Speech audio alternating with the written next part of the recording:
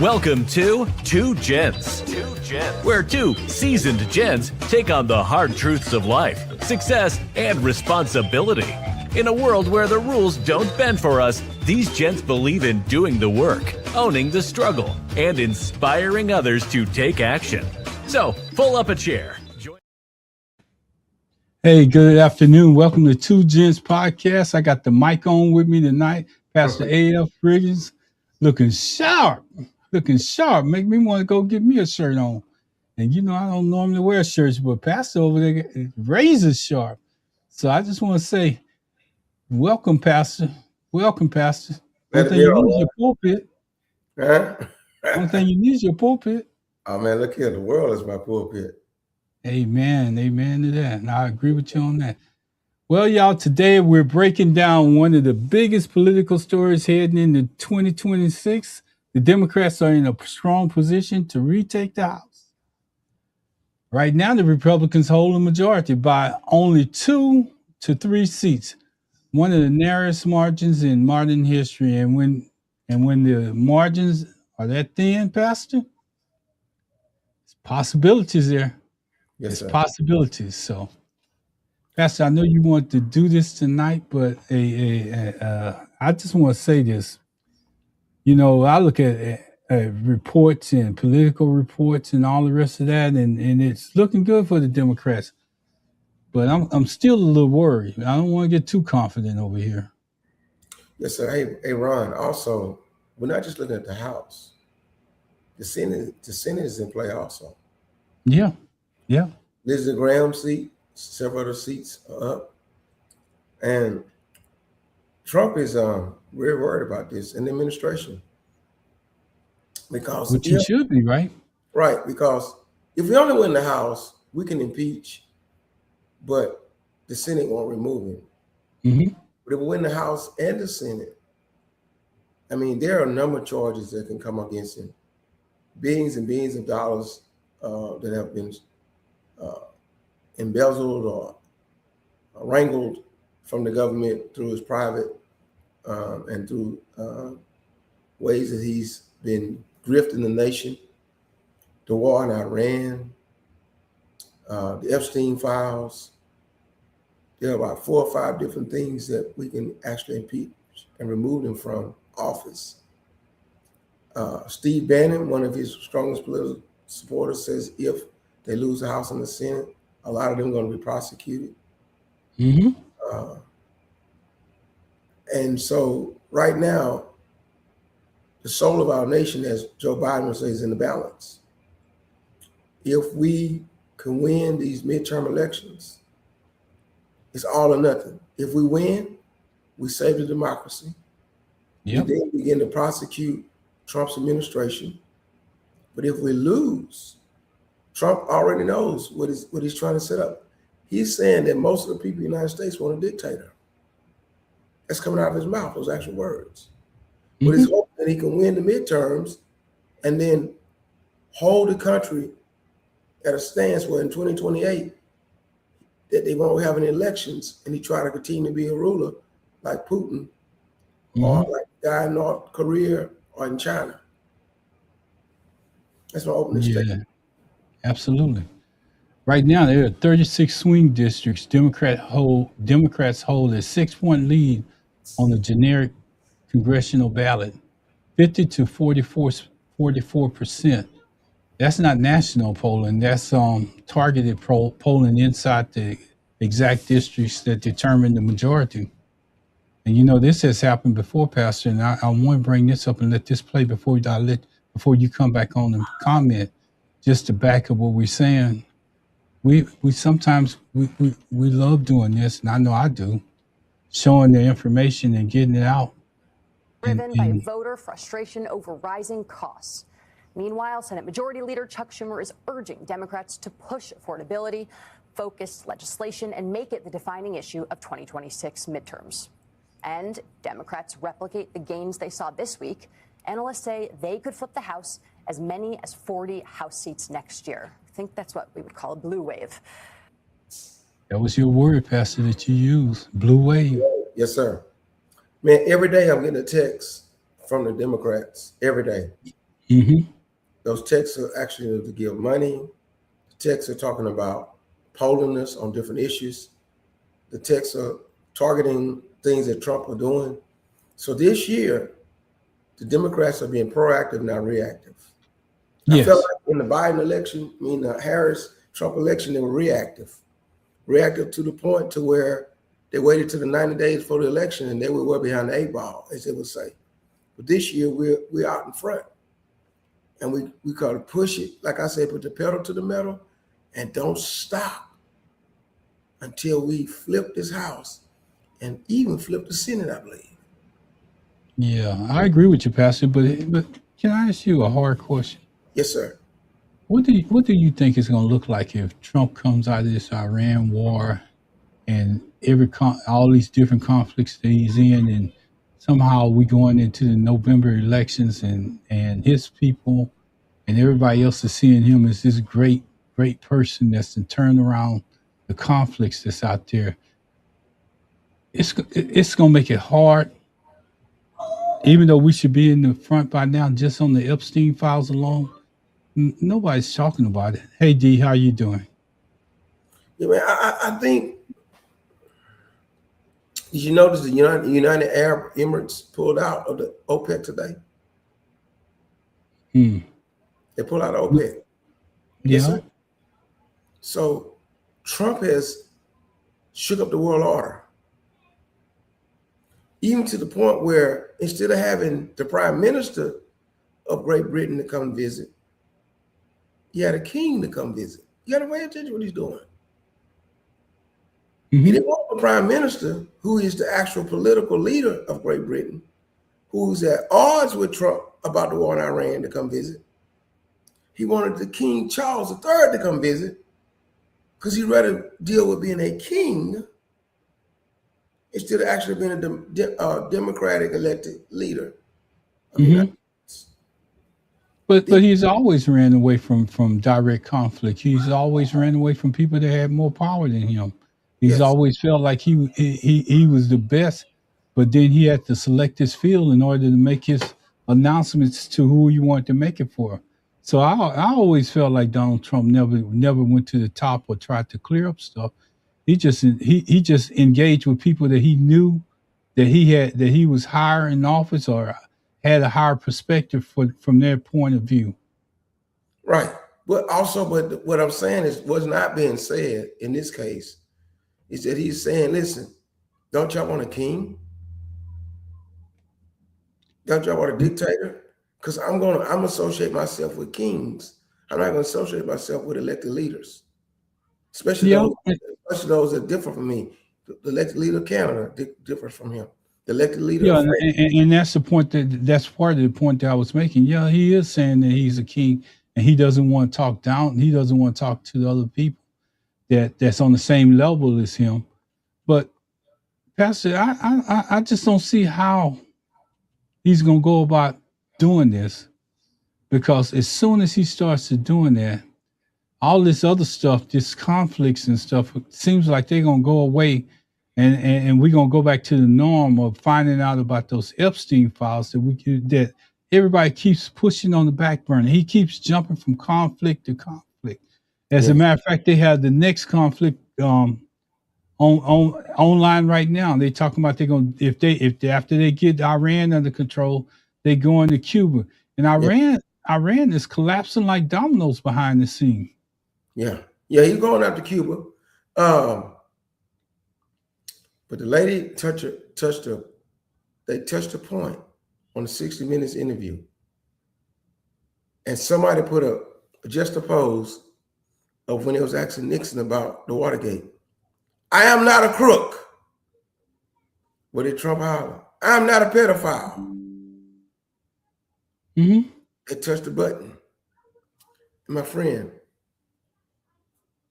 audience, any person with a common sense that knows anything about these Epstein files, just what we do have in our hands, he's in there over 30,000 times. But those who have seen all of the files said his name is in there 1,000,000 times. That's why Pam Bundy is no longer the Attorney General. Mm-hmm. Todd Blanche was trying to navigate behind the scenes and give the young lady that what's her name? Maxwell? Giselle Maxwell? I think that's her name. I'm not for sure, Pastor, but I know who you're talking about. Best friend that is a country club down in Bryan College Station in the prison system. But now Maxwell. Yeah, you're right. He now has become the acting Attorney General without being approved by the Senate, so that he could try to clean up spill on aisle 47. But that's his Glass. I want to tell you this before I get. Glass say he's going to be on in about 10 minutes. So, but that's what he does, Pastor. Mm-hmm. He what he does is he makes mistakes, and then he comes back and call himself cleaning it up by putting somebody else in place. And when you put somebody in there half cock, I don't know who this little Mexican lady is right now. That's every time I cut on the TV, I think she's an acting Attorney General. No, Todd Blanche is acting Attorney General. She's acting. Who's the lady that's coming on TV right now? I wish I knew her name, but I wasn't planning on going here. It's another acting person that they put in, another acting special intelligence or something, or somebody. Because he's got rid of all the other ladies and replaced them with men, so to make himself look like he's still favoring women involved, he got her out there talking, and she's acting something that's not even related to what's going on. Mm-hmm. But she's firm. Collective intelligence or something. Mm-hmm. Well, I saw it said she's firm in her actions, and she almost follows through with what she's saying, which most attorneys do because they know what they're talking about. She's one of them that she ain't out there taking no prisoners, and I don't think that he can. The reason why I brought it up, I don't think that he could persuade her to do his dirt, because I think she too on the side of right. She on the right side of the scale, and he needs more people in this office like that instead of people that's running up to him talking about, yeah, we got this. You the best thing since apple pie and Kool-Aid. You know, at some point somebody's gonna have to tell him some correct information, and I hope that these polling numbers are showing them that he's not at the lead no more. When he ran for office the first time, he had a little bit of a lead going into it, but the Democrats are picking up. They're picking up momentum. And I wanted to say momentum, but I was trying to get it out. They picking up states, and they're not doing too bad in the local elections either. No, sir. So even the governorship race is going to be up soon, and he didn't. It looks like he ain't faring well with the candidates. There's more Democrats out there in the leads than at any time in history. I was listening to Charles Clyburn, and he just released a book, and he was saying, if we can keep this momentum going, we're on the right track right now. Let me tell you what. The 2 killings in Minnesota was a tipping point, because you no longer had an African-American or Hispanic person being killed. Law-abiding, hardworking, middle class, a nurse and a teacher, Anglo-American woman, Anglo-American man was killed point blank just by protesting or being the teacher was just in the wrong place, wrong time. She just went back from dropping somebody off to school and was in the wrong zone and tried to pass through there and wouldn't stop. And they got mad and killed her. The nurse was intervening to stop them from beating up a woman and got killed. That was a tipping point of morning in America, as they would say. Wake up, America. That was a tipping point.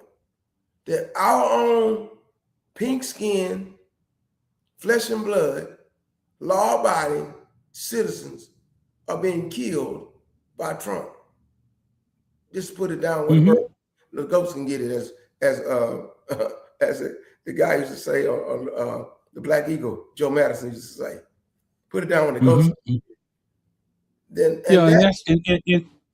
Go ahead. And I like that you brought up Joe Madison, because that's the point in which we got to keep communicating to normal people, let them know that we understand what's going on. You may not hear it from, and you hear me say this often, from everybody else, but you're gonna hear it here, that we're talking to normal everyday people that's going to work. Let them talk to everybody else that has all their other stuff involved in how they making their decisions. But the decisions that we're talking about, the stuff that we're putting on the air today, me, Pastor Riggins, and BG, that's the normal everyday people. Yeah, we're not. I'm opinionated, but the substance we're talking about are facts. Mm-hmm. I got my opinions, but we're talking facts. And all three of us are independents. Yes, we come from a Democratic background, but we're independent because why? We want to hold the Democrats accountable. Did you also notice that every African-American congressman that was a Republican has now been taken out of office or leaving office? Mm-hmm. And it's a lot of people just calling their time up. They didn't got to their retirement point, and they can't get no more retirement. It doesn't matter how long they stay, because they already reached that threshold, and they just don't want to be involved in this Trump politics. And that's another reason why we may be able to gain some more seats in the House, and that's part of this blue momentum going in, because they know that Trump's term is over with. And I don't know how. And Pastor, I'm gonna be honest with you. I'm gonna ask you. I gotta ask you this question. How do you think J.D. Vance gonna stick up after Trump goes through this whole cycle, and he done mess up everything? Man, that's why Gavin Newsom and what's his guy, Mark from Arizona, the astronaut, Mark. I know who you're talking about. I'll look up his wife got shot about 10 years ago during the baseball game, right? Yeah, and they tried to charge him because he said that the military shouldn't have followed illegal orders. Mark Kelly. Mark Kelly, thank you. Mark Kelly and Gavin Newsom get together and they decide to run. It's going to be hard for the Republicans to come against them. Common sense. I don't know, Pastor. Go ahead. And the only reason why I say I don't know is because Gavin Newsom packs a lot of baggage from his own state. What Mark Kelly did, and a lot of military guys didn't like it, was he tried to undermine the authority of the military by saying that you don't have to follow a lawful order. And then, those two are strong candidates, but it's some things that these true blood Americans that's out there, they will have some uphill battles. Let me ask you a question. You military guy. Do you believe in Pete Hegseth? Be honest. Huh? Do you believe in Pete Hegseth? No, I did an article on Pete Hegseth. Okay. Pete Hegseth should never be in the position that he's in. So Americans who would go to the ballot box, pick between Mark Kelly and Pete Hegseth, they're gonna pick Mark Kelly all day long. No, they don't like how he said it. They don't like that he said, but they know Pete Hegseth is issuing some unlawful, and a lot of, like the Secretary of the Navy just quit. Yeah. A lot of African American big time generals and stuff had to quit. Pete Hegseth came off of Fox News talking like you and I are talking to run the military, and they're not buying it. So Mark Kelly and Gavin Newsom, now, like Barron said, the guy from Kentucky, if he run with Mark Kelly, turn out the lights, the party's over. So Gavin Newsom has to go through the gamut of the whole primary that Kamala Harris didn't go through. Whoever come out of that Democratic primary, when all the dirt, all the slug and the mud and all that be thrown, whoever comes out of there strong, out that Democratic side, I dare J.D. Vance, anybody on the Republican side, after all this mess, to run up against them. They're going to be a proven product. He didn't call your name, Byron. Welcome to the show. And I see you looking down, but I know you can listen and comment at the same time. So, hey, now I think AF is right. I think Newsom is viable. but I think it's he may have some negatives that may turn people off, especially from California.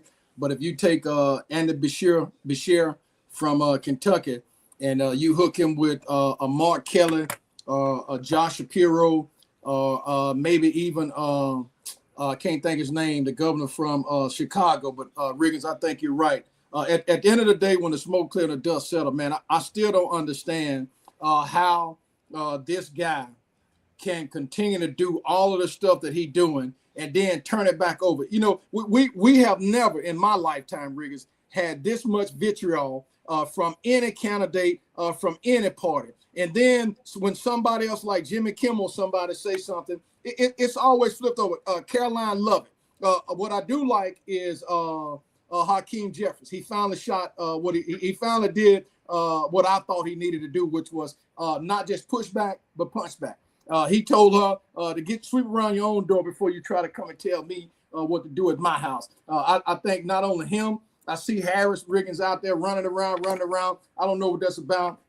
You know, we got to deal with that. At the end of the day, when the smoke and the dust settle again in 2026, if 8 more months from now, if we don't get out, we independents, Democrats, and all those other people that want to vote out in droves, and you know, exit what's going on, it's over with. And If we get out there, it's all or nothing. If we do get out there and win, we're gonna shut the whole Trump system down. Even if we go through the whole impeachment process and don't remove him, that whole 2 years is gonna be a shutdown on Trump. And when 2028 come, it's gonna be on. But if we don't, like you say, if we lose and they keep the House and the Senate, there won't be a 2028 election. And Riggins, you know, I'll go so far as to say, Ron, I don't even if we win, take the W, don't even impeach it. Just prevent what's going on and stop it in its tracks and start to retract some of that. Now again, Riggins, if they go that route, that's fine. But I think those of us who want some progress, what purpose is it going to serve? Yeah. But I'm not saying not to. I'm not saying not to. I'm saying, you know, if they decided to, fine. If they don't, hey, look, let's be constructive. But I saw a poll today that says something like, you know, the majority is still is kind of tied as to you know, the Dems and the R's with regards to the November election. Because again, really, what plan have the Dems put out there that you guys are aware of? If it's out there, tell me. The only plan they got to stop Trump.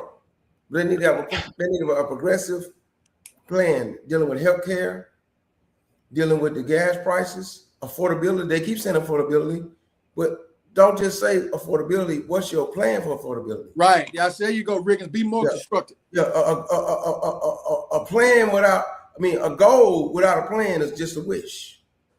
Let me say this again. Yeah. A goal without a plan is just a wish. Give me the plan of what we're going to do if we win. But first of all, we need to win. And so I see the blue wave coming. If we can ride that wave. And here's the thing. The biggest problem with us is that with the Democrats, and I say us because I'm a both Democrat and Republican at any opportunity that I get, I'm still voting for the best candidate. But here's the biggest problem with us. Somehow we end up crashing out at the end. We light the fire and then we crash. We got some feedback going on. So that's all I have to say, Glass, is that we light the fire and then we crash out like it ain't nothing. I agree. We don't need to crash this time.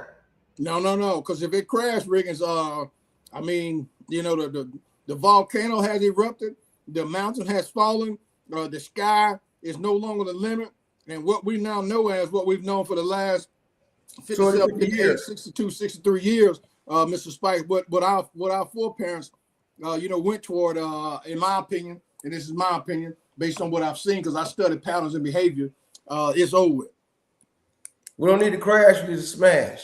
So Riggins, Ron, have y'all, what's the deal or the dynamics with Harris? Is she trying to unintentionally or intentionally, be the front runner by, getting out, doing what she's doing? What's your take on that? She's been sending out texts and emails and coming on Facebook and social media. I think she's trying to jump out there and be the front runner. But like I said, this time, just like she did in 2019, 2020, she's going to run the full gamut. I think it's going to be harder. It's going to be harder. Yeah. Now, and you already been the vice president, so it's all or nothing for her. In other words, she can't, if she don't win the actual primary, the nomination, nobody gonna pick her to be the vice president again. Right. She was write books the rest of her life. Mm-hmm. Right.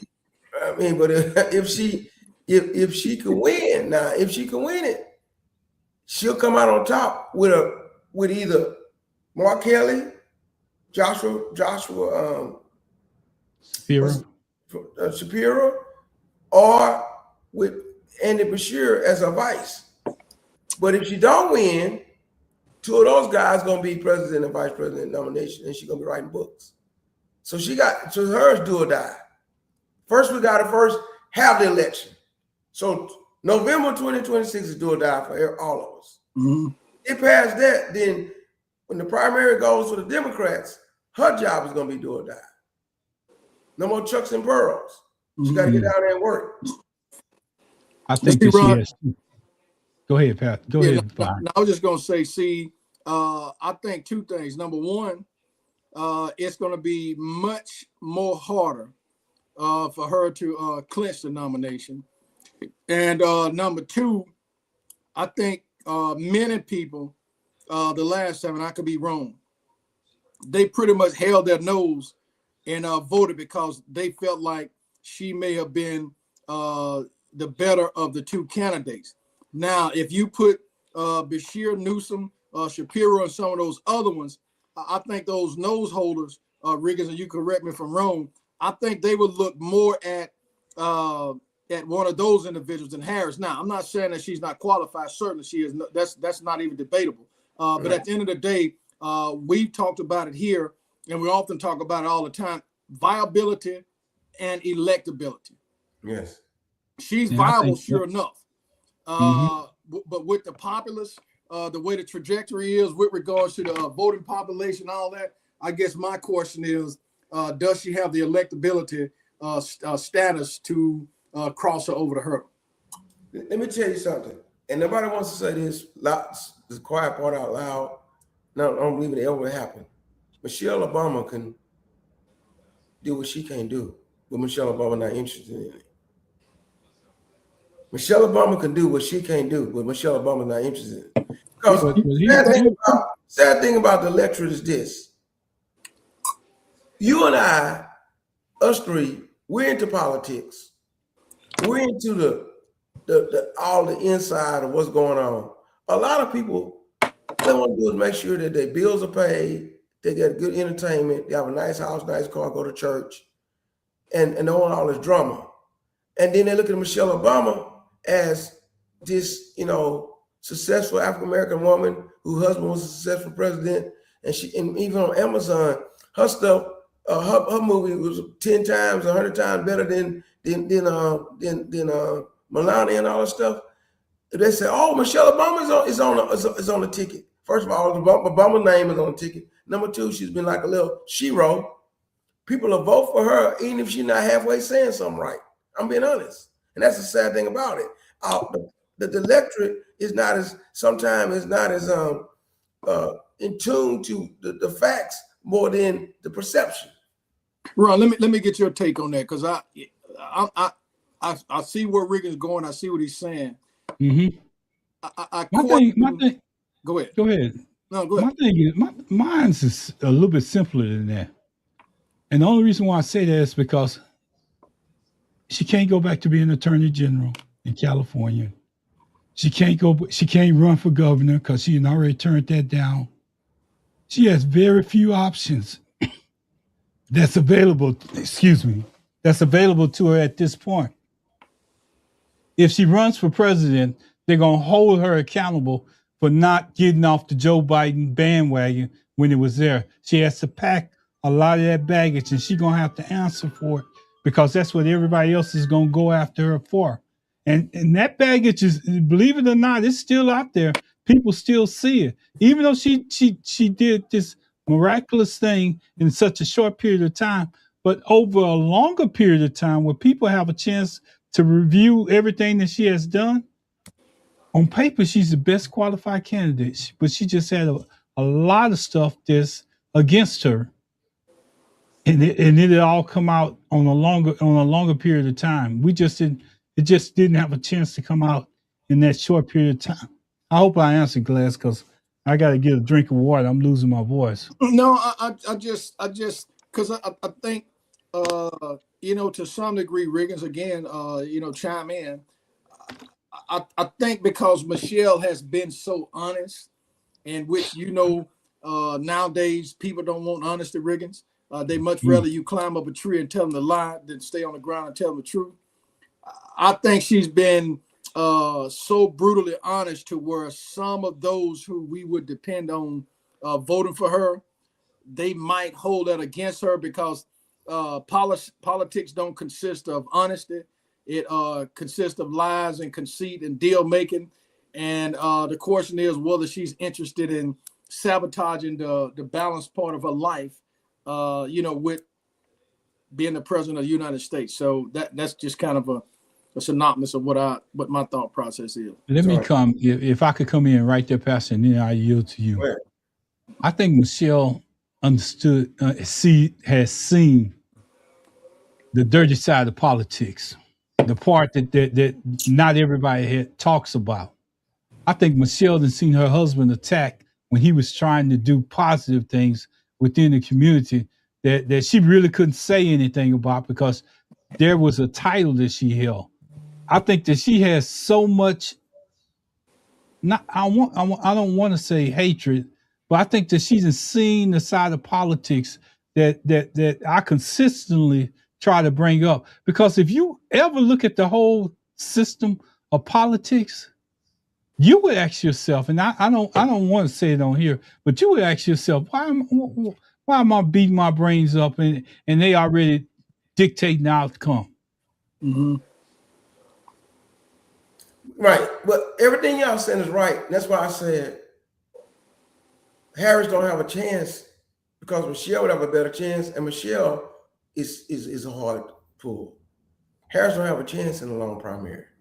Well, did you hear what you just said? She don't have a chance in the long primary. It's going to be Andy Beshear or Gavin Newsom or Mark Kelly or Joshua Shapiro. Harris don't have a chance in the long primary.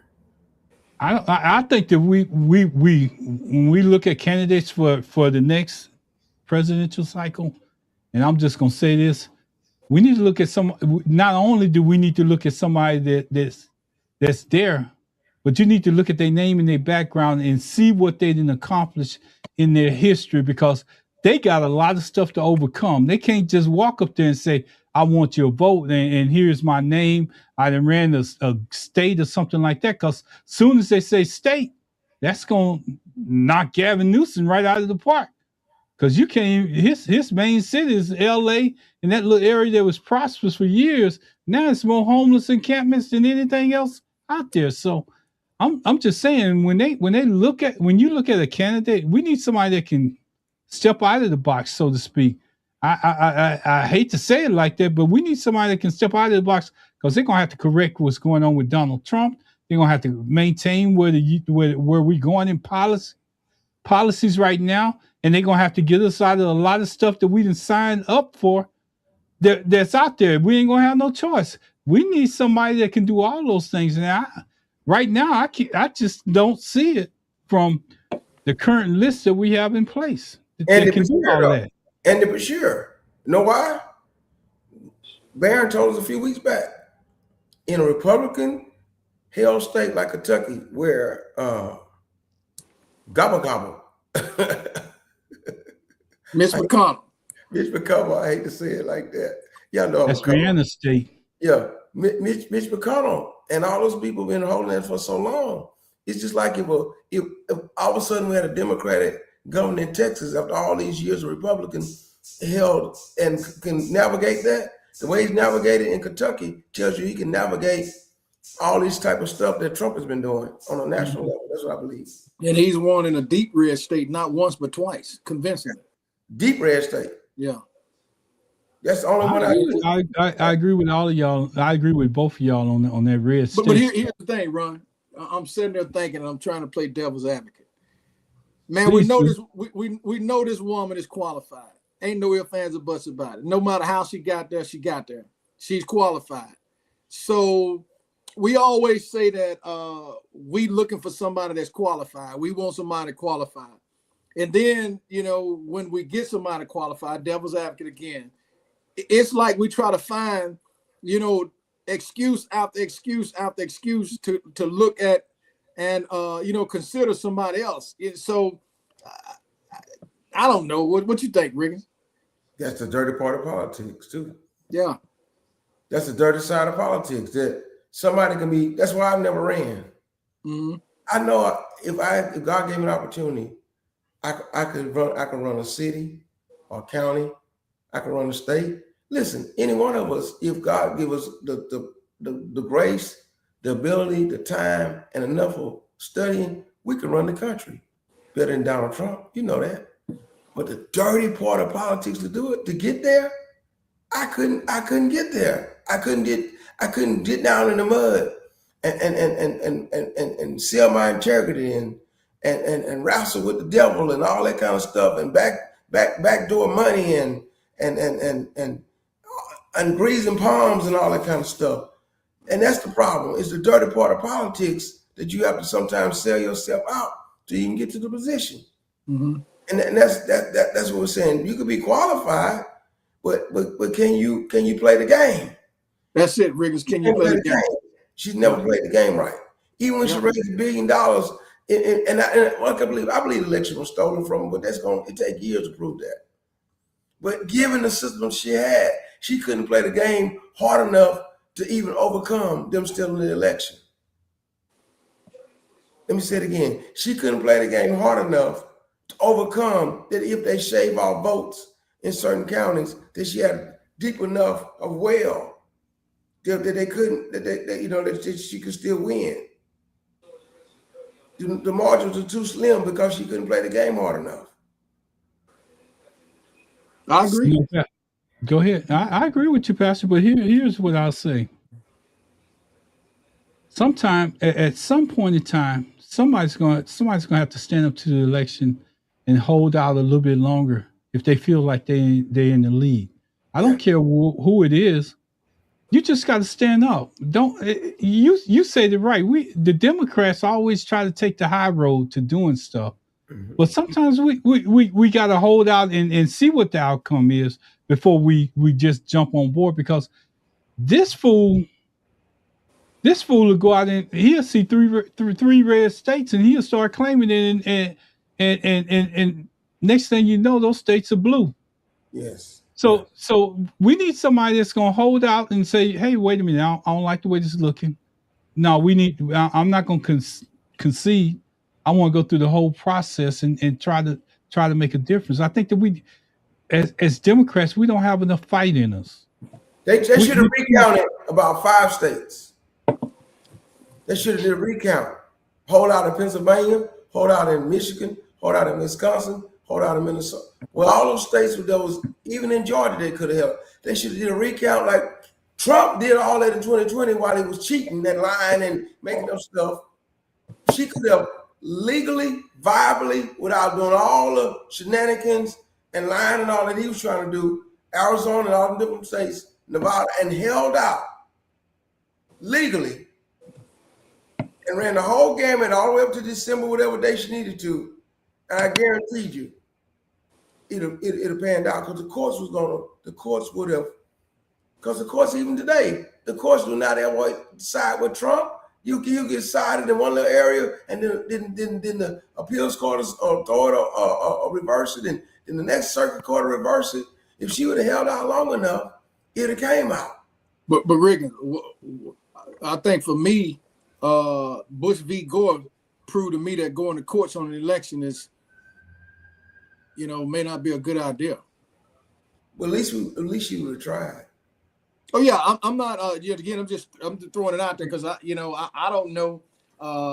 I've asked myself, had that been me, what would I have done? I probably, would have conceded because, it's effortless. It's kind of like, the people already know, and like you said, hopefully, whatever the truth is, it will come out. But Riggins, I highly doubt that because 400 years of slavery, the truth still hadn't come out.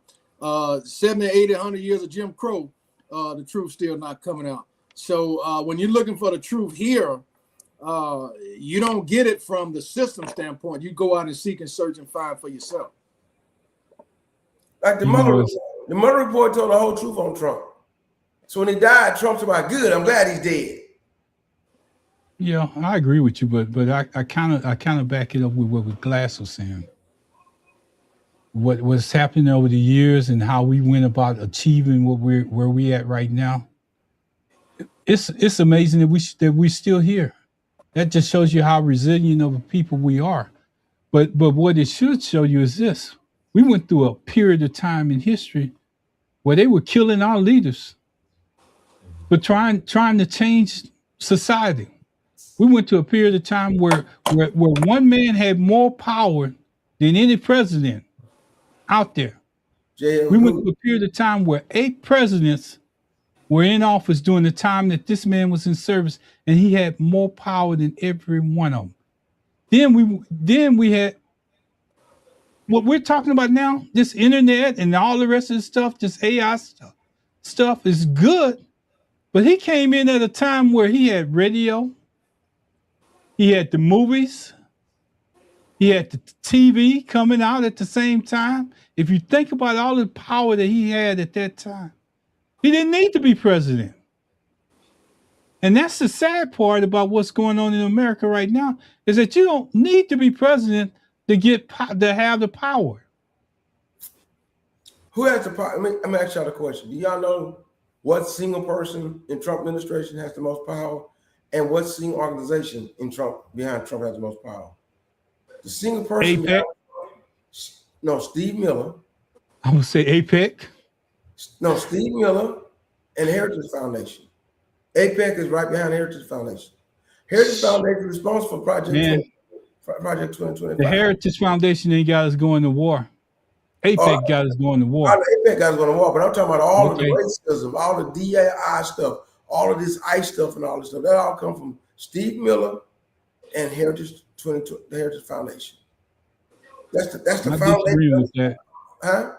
I said, I'm not disagreeing with that. I'm just saying the power is APEC. APEC has the power to control anything that's going on in D.C. And unless we get rid of APEC, which we're not going to be able to do, because everybody on the Democratic side and the Republican side is taking money from them. So what's the remedy there? I don't know. We're going to have to change some laws. Whoever's coming into power going to have to take money out of the system. But if we're saying that APEC is controlling any and everybody, and we're saying that laws need to change, but again, I'm just being devil's advocate because and the reason why I let me just put it this way. And now this is for me, and thus far I've been okay with it. Mm-hmm. I don't care who you are, what you do. If I'm not for it, I'm not for it. I don't care what you have given me or what stance you've taken with me. I'm not doing it. That's just me now. That's the way a politician should be. That's the way a real person that's running for government should be. They should be able to make their own decisions and go by it. Not have somebody come in their office and go, you might want to turn down that rhetoric, or you might not be here. Or they start running advertising back in their home state or wherever they're at. They start blasting them negatively. And they're not even running for office. And that's the power of these PACs that's killing us as a country, and nobody's opening up their mouth and saying anything. But we want the best candidate, but we can't get the best candidate if somebody else is choosing for us. But Riggins, when you at school, and the principal or the director or the superintendent tell you to do something because it's policy and procedure, even though you disagree with it, what do? Protest. You don't follow the rule? I unionize. Right, but you still follow the rule. I follow the rules, but within the rules, I try to find a way to protest, use the union, and that's the strength that that's what the Democrats need to learn how within the system we got. Like you said, and you're not taking money from you. I'm gonna sit here and say, listen, I took money from APEC, but APEC, you're not gonna control me. There has to be a protest within the system. If enough of them rise up and tell APEC, your money is not worth controlling us, then APEC is then what? Lose some of their power. Enough of them don't rise up and do it. If enough of Baron Glasses, like Baron Glasses, I don't care if I took your money, I'm gonna do what's right. If enough of them rise up, that's when you start breaking the back of that. So even like if I'm a teacher, I'm gonna give you an example. 2013 and 14, I went to a campus where they had 90-minute classes, and they wanted us to have the PLCs, which is your planning periods, to plan 3 times a week. The state law says you're supposed to get 450 duty free. What I did, I was part of the union. I got the union rep involved behind the scenes and listen, they're stealing our time from us. The union rep didn't know, the principal didn't know I was feeding union rep with information. Union rep was off the campus, emailing them, letting them know everything that was going on at campus. Who is this, he began to say, because I was blind copy on everything. Who is this? I want to meet you, not on one of our campuses. He wanted to meet them on the campus of another school district nearby on a Saturday morning to go face to face. It was an African-American lady out of Beaumont, out of Port Arthur, and she was weighing him out. Finally, when they got to the bottom of it, he called me and said, Rev, you got me over a barrel, over a barrel. You got me over a barrel, Rev. I said, yeah, well, y'all got to give us our time. Do you know that the time y'all stole from us, every employee is owed $1,680 for this year? If we want to put in monetary value, give us back our time. I went to every PLC meeting like I was supposed to. I was not being written up, but I worked the union to break his back. Eventually, that guy was taken out of handcuffs because as he was stealing our time, he was stealing money out the safe at the same time. Because if you're stealing in one area, you steal in another area. See? So whenever you catch somebody doing something wrong, like Trump, every time we push a button with Trump, well, somewhere else, it's something else he's doing. Because if a crook is a crook, it's a crook all the way across. I agree with you, Pastor. But here's what I'm saying. You got to use the system. If APEC is going to war, that's only one piece of the pie. One piece of the pie is the Epstein files, the ICE stuff, and everything. You got to break the back of one of them. That's all I'm saying. But it takes people working hard. It takes people sticking together, speaking the same thing, staying on point, not fighting them. The Democrats fight among themselves too much. I agree with you wholeheartedly, but here's the difference between being in Congress and being in the Senate versus what you did. You that's your job that you go to. You have a retirement point in what you're trying to get to. Either you in the Senate or the Congress that first term, you may not make it that second term because you got too many people pulling against you for doing the right thing. But they want you to sometimes they just want you to be quiet. Sometimes they want you to walk a yellow line, so to speak. Sometimes they want you to just turn around and not show up. They dictating your terms. But the worst part of that, when you went to get your job, nobody was out there holding up banners and telling you, Pastor, we giving you this job right now. We ran all these advertisements that you didn't have no control of. You won the office and you got elected into there. When you got your job, you got elected based on the effort that you put in. They made a decision on you based on your background and where you came from. These people are being put in the office and they have these people that come behind them and run all these advertisements and campaigns and put all this information about how good they are. And if they disagree once they get in there, they switch up so fast they don't even know what's going on. Okay. Last like Baron. here I am sitting out here listening to all this stuff. Why should I go vote? Yeah, and that's the fight that we have to be cautious about what we say, because everything that I do outside of this show, everything that I do on this show, I'm trying to encourage people to vote, and we're trying to give you a reason to vote. We're not trying to discourage you from voting. I'm glad you brought that up, Pastor, because I don't never want to get in that position. All three of us don't never want to get in that position where we're telling people not to vote. I agree with you. No, but I think everything needs to be broad and put in perspective. So when people ask me that question, I always say, do you have a kid in elementary, junior high, high school? Yes or no? Yes. Well, when your kid is running for homecoming queen, when your kid is running for, cheerleading, trying to be, the star point guard or whatever, isn't that a process? Obviously, yes. Okay, well, that's voting in a simplistic term. Voting gives you the option to speak. Voting is a voice. It's like this, Riggins. It's either you use your tongue in your mouth like everybody else, or you be a deaf mute. For a person is lazy to me when they ask why should I vote, because that's part of the democratic process. That's part of the fabric of how you got here. That's part of setting things in stone for you. So if you don't want to vote, that's fine. Just be the deaf mute.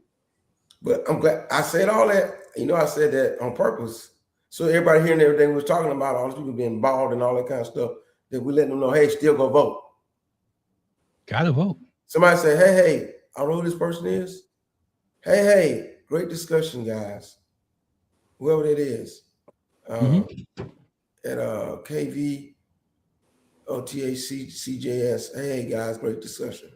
Yeah, we have, in other words, they have to be informed, how you said, Baron?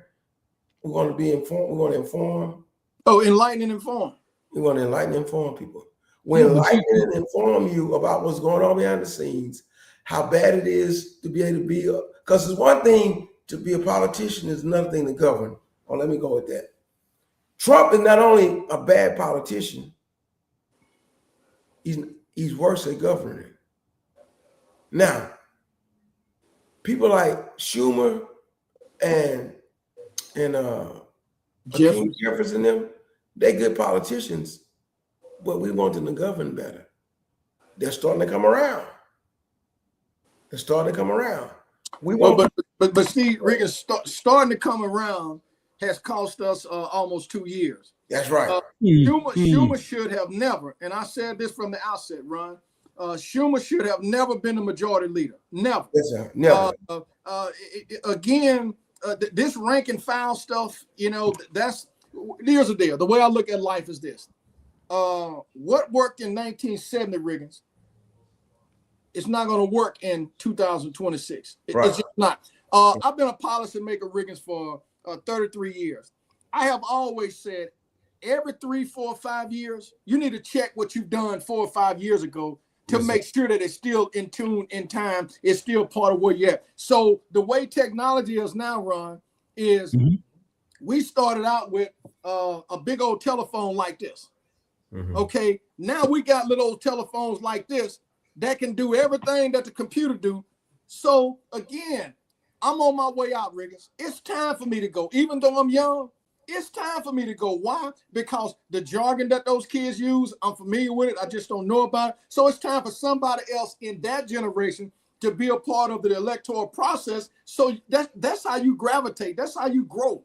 Right. You see, most people, Riggins, in my opinion, when they retire, they really should have retired 5 years ago, 5 years prior to that, but they just couldn't let it go. Right. I'm not that person. It's time for me to go. I'm ready to go. I'm already missing it. But at the end of the day, I know that I would do no good. I would be just like James Clyburn, Riggins. I think he 78, 82 or whatever. He wants to run one more term. Man, sit your ass down somewhere. And guess what we do? If we win, guess what we're going to do? Want to run one more time. Exactly. Sit down, man. But see, we so stuck on holding on. Well, groom somebody else. So, hey, well, are you doing it? I just got the phone with a young lady today calling. Say, look, I want to talk to you about this, that, does it. So I said, I'm not trying to force you to work, but I really want you to strongly consider, because here's the deal. Riggins, your house, my house, Ron's house. If we part of the HOA, right? It's up to you to bring your voice for your home. It's up to Ron to bring his voice, and it's up to me to bring my voice. If neither one of us do that, why can we complain about what's going on with the HOA when we're not voicing our opinion? That's what the democratic process is. Eventually, when you get one person, 10 people, 100 people, and 1,000, then you start to move some mountains. And you have to start somewhere, Glass. And I'm glad that you brought that up. You have to have a seat at the table in order to make a change. But Glass, you added something to that. You have to have a seat at the table.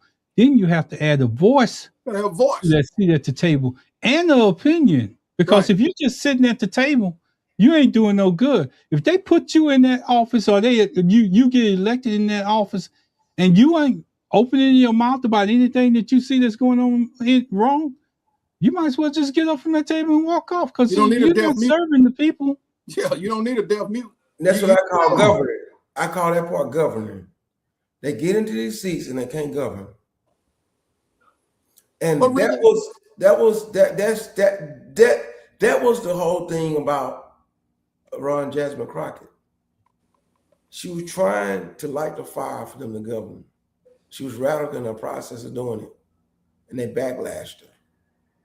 And the way they backlashed so you brought it up, and I don't even like talking about it that much, because I get mad every time I hear it.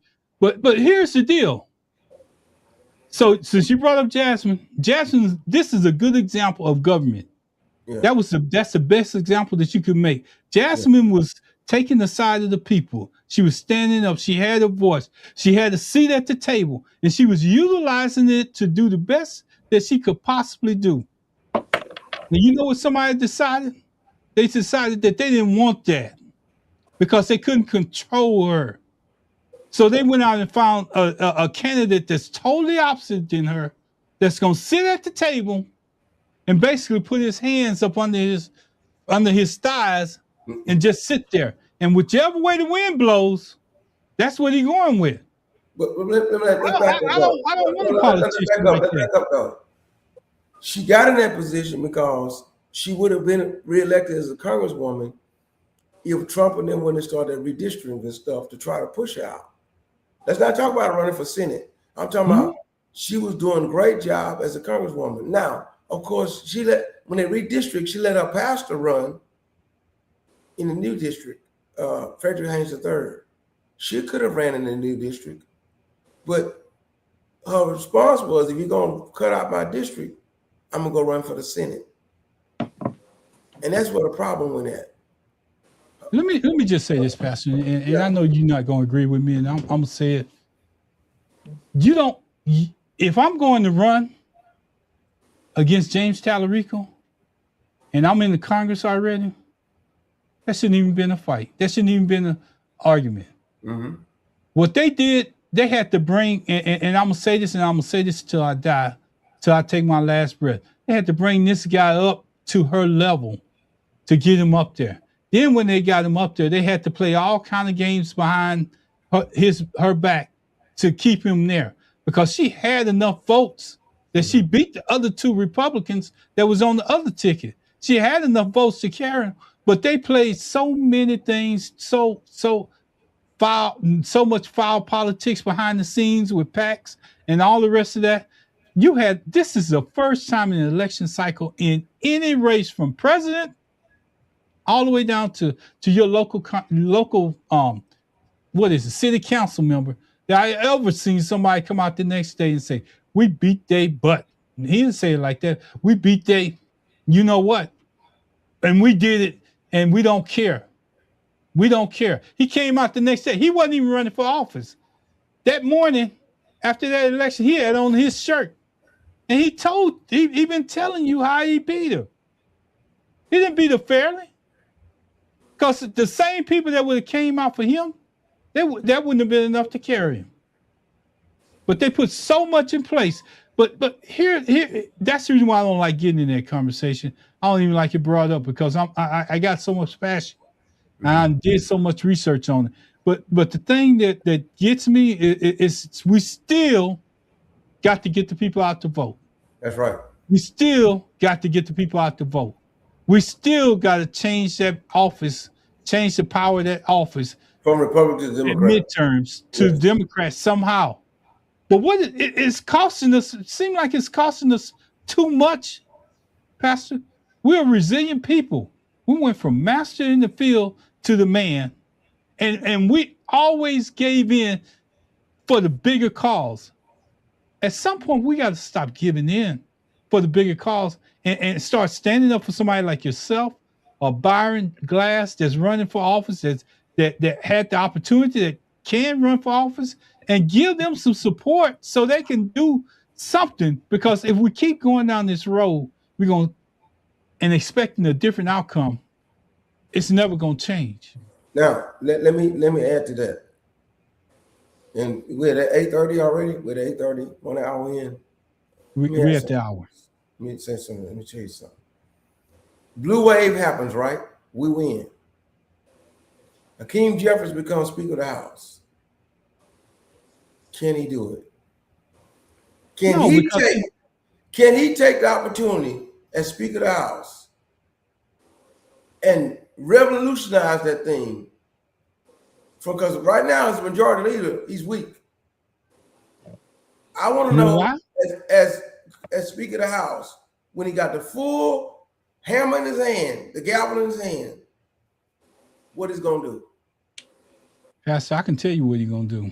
He can't do no more than what those organizations put money into his coffers allow him to do. No, can he do like Baron Glass and say, wait a minute, I'm going to revolutionize this thing. No. Y'all put me here. I know how I got here, but I'm going for broke. I guarantee he can't do it. He does that. At first, it will start out rocky. At first, everybody want to protest and say, we bought you. But if he stayed the course for 2 years until 2028, he'll put us in a stronger position to win the presidency and then prove himself that I cannot be bought. Tip O'Neill, remember Tip O'Neill, Barron? Mm-hmm. That's how he was able to keep on winning when Reagan was in there. He decided, I'm not going to be bought. Mm-hmm. You at some point got to say, I'm not going to be bought. Mm-hmm. Pastor, you want me to tell you where he lost me on that? That's how Newt Gingrich was able to bully Clinton around a little bit. Even though we didn't like it. Newt Gingrich was not being bought. Hakeem Jeffries got to say, wait a minute, I'm not going to be bought. He can't do it, Pastor. You want me to tell you the reason why? I don't need you to comment on this. I just need you to hear what I'm saying. Now, I'm going to tell you his track record is not that good. We just had a person, wasn't no national figure, just went from campus to campus and spewed his gossip. None of it probably was true, but he downgraded a race that Hakeem Jeffries is a part of. And he didn't even stand up then. Who we talking about? That's why he said I can't comment on it because of what happened. They said about let me and Glass have this conversation. Is this Tallarico? No. We're talking about Charlie Kirk. Okay. That Hakeem Jeffries just went out of his way and voted for no reason other than where he gets his money from. We shouldn't have had a resolution or anything. If anything, we should have had something for just Jesse Jackson to lay there. Mm-hmm. He tried to bring people together. I never heard Jesse saying that white people was the devil or nothing like that. So you mean to tell me that this man found it within himself to give this man that's that's not going to give his kids an opportunity to advance? You're going to give him a day or a resolution? And they probably would have laid him in the White House and the Senate. So how can you vote for that? And that's where you lost me. So Jeffries voted for that? Yeah, he gave him he voted on the resolution. Yeah. So how can you tell me that we talked about it on this air? How can you tell me that you can't support nothing like that? That's. And why did Hakeem Jeffries? I'm being a reporter now. I'm not making an opinion. I don't want you in it, Pastor. I can't pay your bills, Pastor. I'm gonna yield. I'm gonna talk over you, and I'm gonna protect you the best way I know how. Hey, you can't get in this conversation. What I'm at on that is let every man be swayed by his or her own heart. So hey, I think Riggins is calculated enough to say what he needs to say without saying what he want to say. I'm asking the question, why did he vote for that? That's all I'm asking. Yeah, that was going to be my question. Tell me why. What provoked you to vote for it, and why did you vote for it? Because I would not. And I'm gonna tell you as close as I can get to that glass without assuming stuff. Look at where he gets his funding from for his elections. Now, here's the deal, Riggins. If we was dealing with Saul, and then we voted on Paul, two different things, right? Mm-hmm. Okay, so if you are the same way that you were, your past is still the same as your present, go to hell. I'm not voting for it. I'm not voting for you. I don't care what is or what's not. That's not where my conscience is. I believe everybody should change. And I believe you should see that change. And when I see that change, I'm going to get a benefit of that, because at that point, I do what I got to do and then give it to God. Because, see, I can't say Riggins is or is not a bishop. Because, hey, if he is, and I'm putting my tongue on him, that's a dangerous life, ain't it, Riggins? Yes, sir. Okay, so, but I can look at this can and say that it's red or whatever. It ain't turned to blue. And we're saying that blue is a better color. No. Man, I would have voted for Jeffers. Again, you lose points with me, Speaker of the House or not, bro. That's divisiveness. Okay. And here's the deal, Glass. It was more people that came out that looked like him, including this sister that we just got through talking about, Jasmine Crockett, that voted against it. And he stood up there and he voted with it. All right, Pastor. I know what your position is. Just talk about the part where we still need to vote. Come on, go there. And I'm gonna drop the other part. But now that we know this, we still need to vote. King Jeffers somebody to run against him to be Speaker of the House after we win. But they probably won't. They probably just make him Speaker of the House. But we need to hold him. We need to hold him accountable. If he becomes Speaker of the House, people like what's his name, Jamal Harrison Bryan, people like Roland Martin, people like Don Lemon, and all of them need to get up in this stuff and say, listen, if you're gonna be the Speaker of the House, you better come correct. See, Roland Martin did do that. Don Lemon did do that when they found out that he voted with it. But here's the thing, Pastor. No, once it becomes Speaker of the House, we can say it. Here's the thing: we can say it all we want to, but when he gets there, based on and he thinks that he's earned the position to get there because of the position that he's in right now. The thing is that he's not going to change. He's going to still vote with whoever gives him the most money, and that's what gets us in this place where we at right now. And I can't get you to understand that, but I can get you to understand this. We went from, and I'm gonna keep saying this till I get it out of my system. We went from the master to the man. The man controlled us for 45 years. He dictated our terms. He killed our leaders. He killed anybody that had any aspirations of becoming greater than what they are. If he saw you as a threat, he destroyed you. Who are we talking about? J. Hoover. He destroyed you. The same thing that's happening right today is what Donald Trump is trying to do. He's old enough to know what J. Edgar Hoover doing. And if you check out what he's doing right now, it's the same play. Except he's doing it out loud in front, while J. Edgar Hoover did behind the scenes. J. Edgar Hoover did it right in front of your face. He went to movie theaters. He went through television. He went through everything.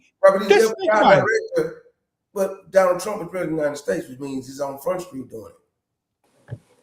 Pastor, I just told you that man stayed in office 45 years, 8 presidents. I understand that, but people at the time, unless you was into politics, and my grandfather told me about this in the 1980s, He said, listen, J. Edgar Hoover is the problem.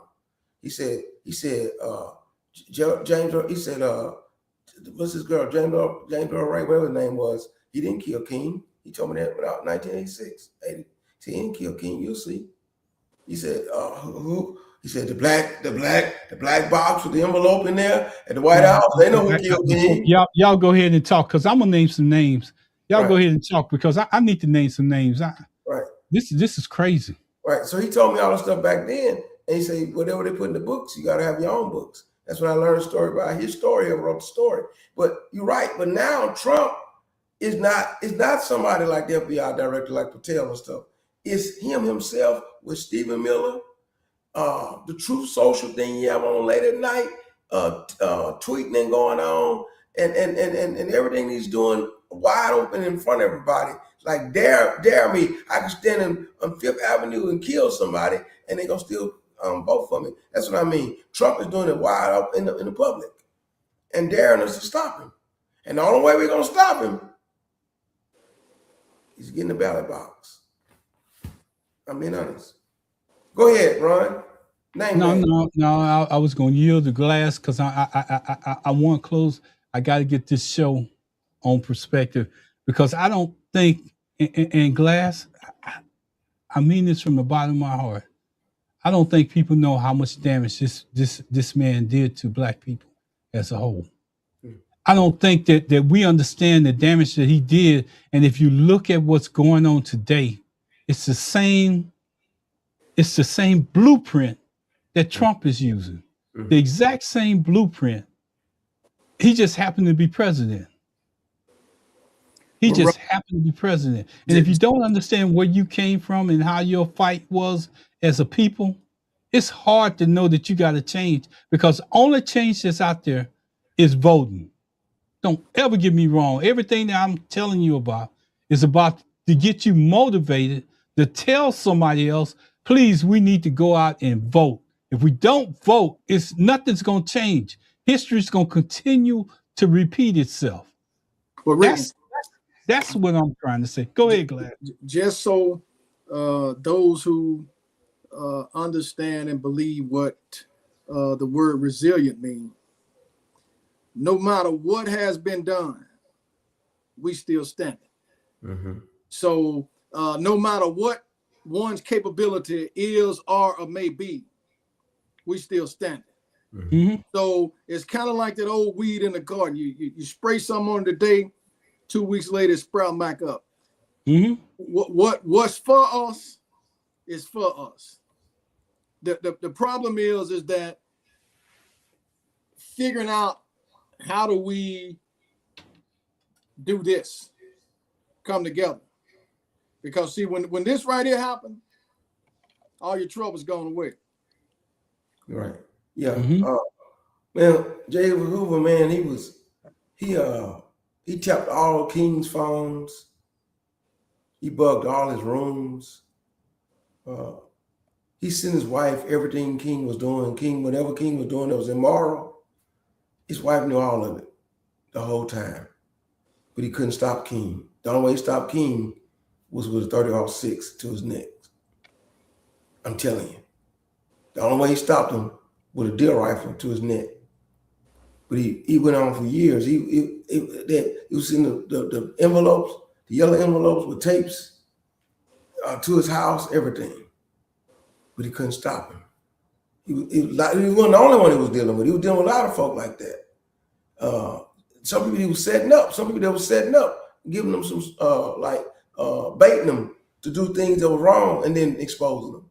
Am I right, Ron? You're right. You're right. If let me tell you something. If you want to know about history, just start at J. Edgar Hoover and the damage that he did to Black people. Yeah. And this is that transition that I want to tell you about. Because if you're Black, it was a time that the older people took you from master to the man. They blamed everything on the man. If you go back and listen to the 60s, 70s songs, early 80s, they always was talking about the man. Well, that man was J. Edgar Hoover. Was J. Edgar Hoover, and we just call him the man. The man gonna find out about it. Don't worry about it. Whatever you say, the man gonna find out about it. People use that name for years. So we went from master to the man. And now we got I don't even know what to call him, because he's still using the same blueprint to try to take us down that road that we haven't came from. That's the reason why he's taking all that history out of the office, and he's taking all the black history away, thinking that that's going to remove it. But he can't do it. The reason why he can't do it is because we had the first black president, and he can't erase that history. That's why he hated it.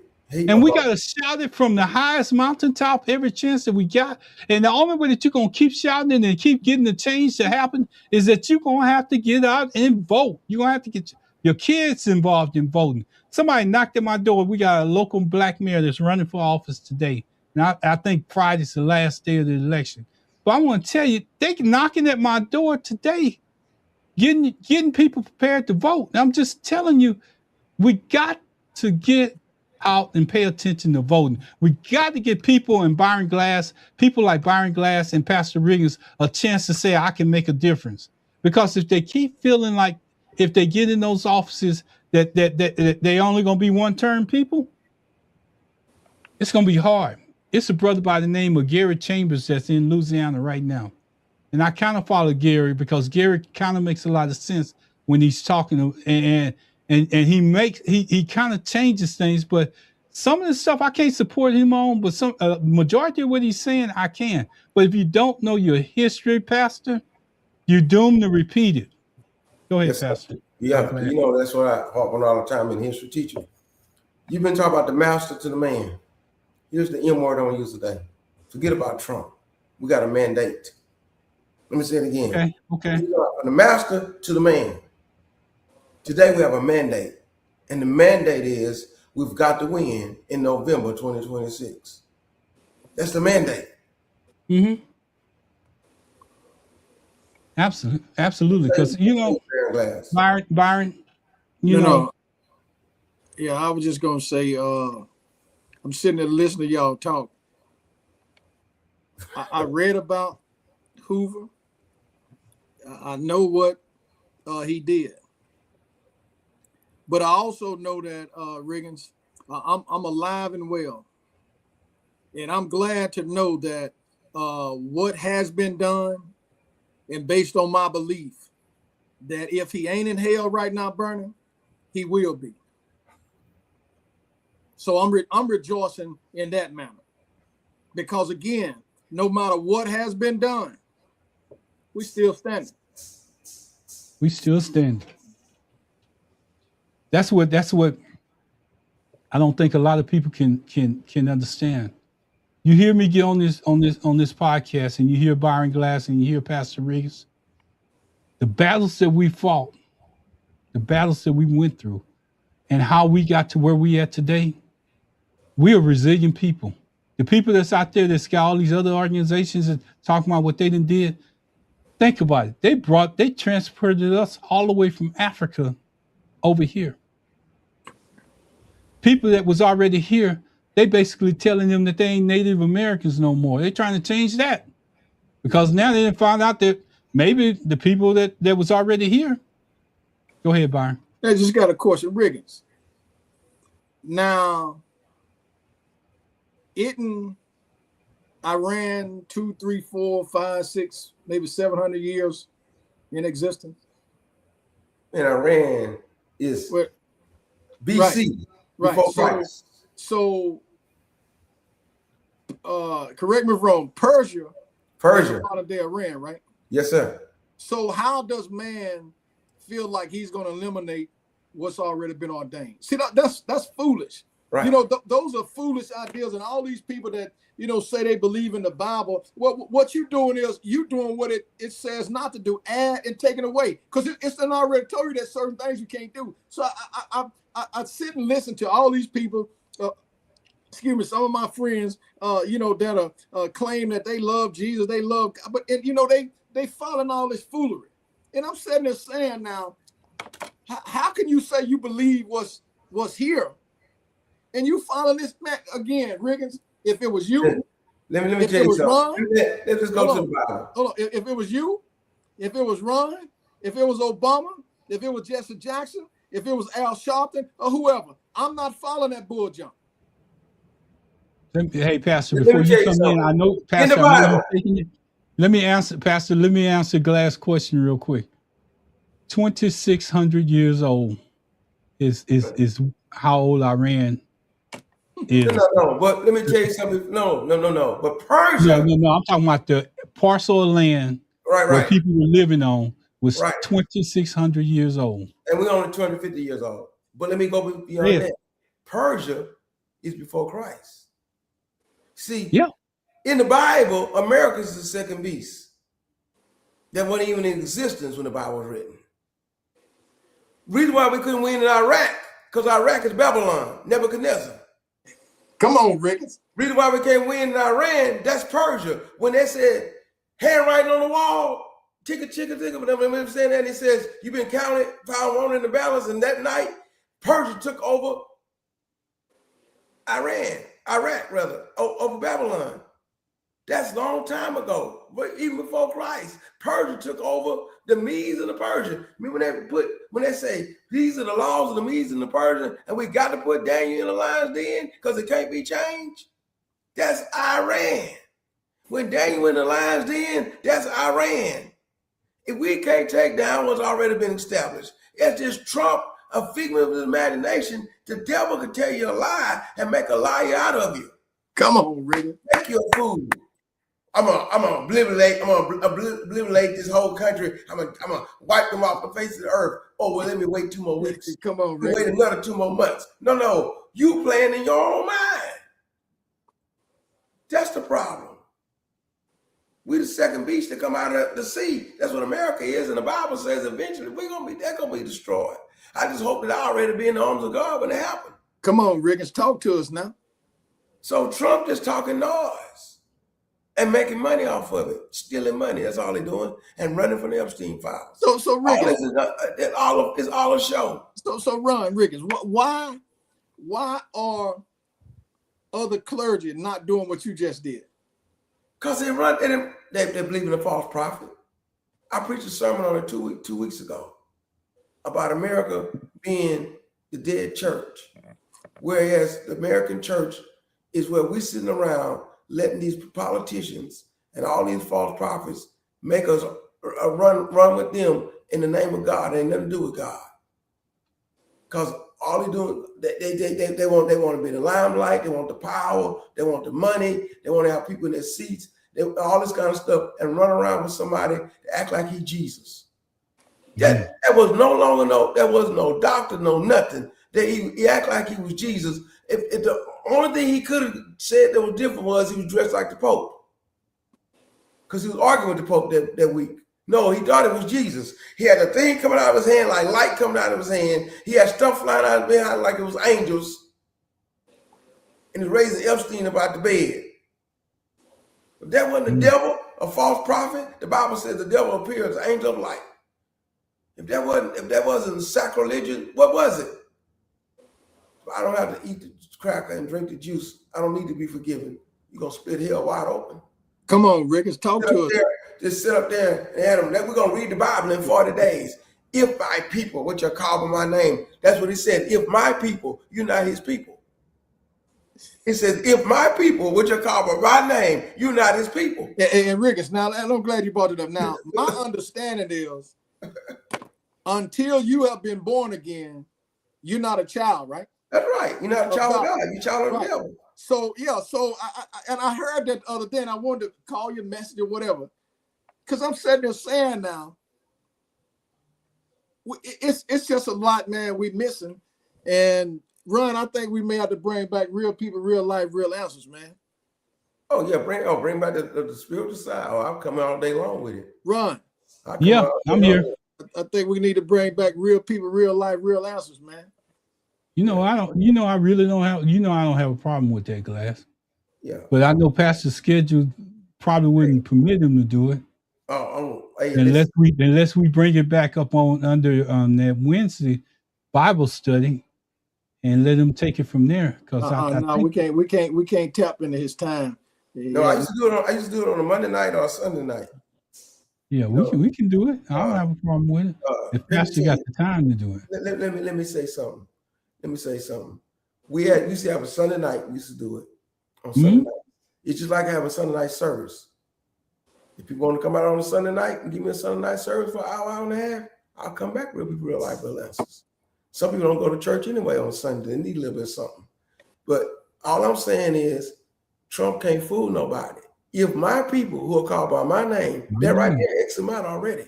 Because he's not called by his name. He said he don't need to be saved. He don't need forgiveness. So he ain't called by God's name. Until he come around and say, listen, I need to repent. I'm a sinner. I need to be born again. He not his people called by his name. So I don't care what he reading. Well, Riggins, look like they done went after your boy Charlemagne the God, but he said we aren't falling for it. We wholeheartedly condemn political violence, but we want to criticizing Trump. He's a rapist, a pedophile, a fascist, and a mass murderer. One botched assassination attempt doesn't change that. See, and that's where we're coming at. Is either you're a warrior, or you're gonna let yourself be destroyed. Charlemagne said today. See, Charlemagne come on and said he believed that stuff was fake again. And the reason why he's saying that, let me tell y'all something. Remember, Trump wants that ballroom. Trump didn't want a comedian. He had a mentalist in there. Somebody was going to act like he can read people's minds. He's sitting there talking with Trump, and while he's talking with Trump, somebody run across the room and shoot a Secret Service with a vest on.